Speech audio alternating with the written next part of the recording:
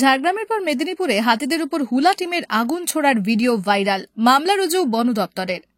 হাতির দল পারাপারের সময় একের পর এক আগুনের হুলা ছোড়া হচ্ছে হাতিদের উপর। এমনই ভিডিও দেখে শিউরে উঠছেন মানুষজন। দোষীদের চিহ্নিত করে দ্রুত শাস্তির দাবিও উঠছে। হুলার আঘাতে গত বছর অগস্ট মাসে ঝাড়গ্রামে একটি হাতির মৃত্যু হয়েছিল।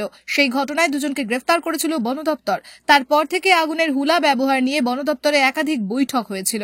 কোনোভাবেই হাতিকে লক্ষ্য করে হুলা যাতে না ছোড়া হয় সেই দিকটিও নির্দেশ দেওয়া হয়েছিল।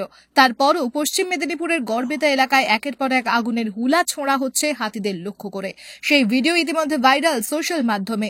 রূপনারায়ণ বন বিভাগের ডিএফও শিবানন্দ রাম জানিয়েছেন, এটা সম্ভবত গত 29 অগস্ট আমলাগোড়া রেঞ্জের গনগনি এলাকার ঘটনা। আমরা দোষীদের চিহ্নিত করার চেষ্টা করছি এবং মামলা করা হয়েছে। জানা গিয়েছে 25টি হাতির দল, একটি দল মেদিনীপুর বন বিভাগ থেকে রূপনারায়ণ বন বিভাগ হয়ে বাঁকুড়ার উদ্দেশ্যে রওনা দেয়। সেই সময় গড়বেতার গনগনি এলাকায় হুলা টিম একের পর এক আগুনের হুলা নিক্ষেপ করে হাতিদের উপর। ওই দলে হস্তি শাবকও ছিল। ওই ভিডিও ঘিরে বন দপ্তরের বিরুদ্ধে উঠছে প্রশ্ন, এলাকায় হাতি প্রবেশে বন দপ্তরের ভূমিকা কি ছিল? হাতির যাতায়াতের পথে বাধা না দেওয়া, এমনকি আগুনের হুলা না ছোড়ার কোনো মাইকিং বা সতর্কবার্তা দিয়েছিল বন দপ্তর? আমলাগোড়া রেঞ্জ আধিকারিককে ফোন করা হলেও তিনি ফোনের উত্তর দেননি। তবে বন দপ্তরের দাবি, স্থানীয় মানুষজন ওই আগুনের হুলা ছুঁড়েছিল। পাল্টা স্থানীয়দের দাবি, ওই এলাকায় হাতি নিয়মিত যায় না, ফলে বাড়িতে হুলাও থাকে না গ্রামবাসীদের। বন দপ্তরের ভাড়া করা হুলা টিমের লোকজন আগুন ছুঁড়েছিল। ডিএফও শিবানন্দ রাম বলেন, আমরা আইনি ব্যবস্থা নিয়েছি এবং দোষীদের বিরুদ্ধে আদালতে পিওআর আইনি পদক্ষেপ দায়ের করেছি।